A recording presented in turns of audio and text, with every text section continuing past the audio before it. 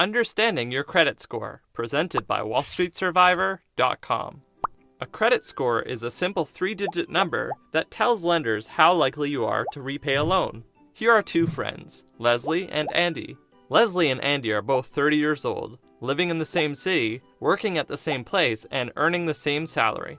Leslie is fiscally responsible. She puts a portion of her salary into a savings account every month, always pays her credit card bills on time, and has never missed a payment on the mortgage of her home or her student loans.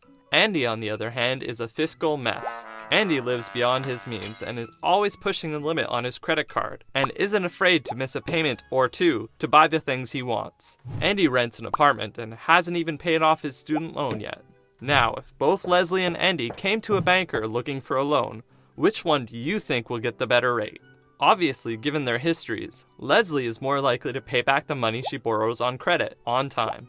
On the surface, however, Leslie and Andy look pretty similar. Same income, same job, same city. It's only when you dig a little deeper you can get to the good stuff. In order to save time, lenders invented the credit score that takes into account all of your financial history.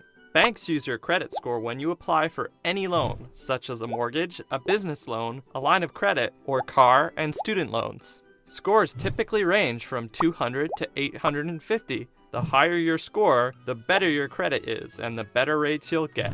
The average score in the United States is around 711. A score of around 740 and above usually gives you the best interest rates, and scores of 620 and below usually prohibit you from borrowing any money at all. A good credit score is important to get good rates on the money that you borrow. For example, given their spending habits, Leslie's credit score would be closer to 850, while Andy's would be closer to 600. If they both need to borrow $1,000, Leslie's interest rate would be closer to 5%, while Andy's could be as high as 20%. So, while Leslie's monthly interest payments would be $50, Andy's would be $200.